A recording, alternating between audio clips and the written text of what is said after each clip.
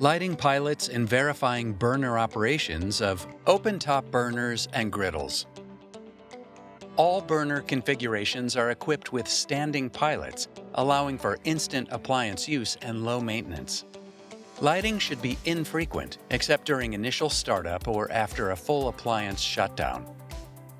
Here are some of the key parts of the Vulcan V-Series heavy-duty range that will be utilized in this video. Turn on the main gas supply valve for the range to the on position. Light all standing pilots using a multipurpose lighter. For griddles, pilot access can be reached under the griddle plate through the slotted opening in the manifold cover near the burner valve knob.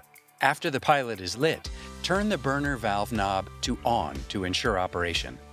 Turn the burner valve knob to the off position to shut off the burner. The standing pilots will remain lit.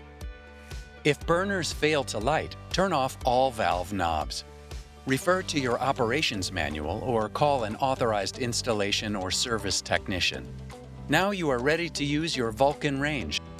For more information on operating and maintaining your equipment, refer to the operation manual on the Vulcan website.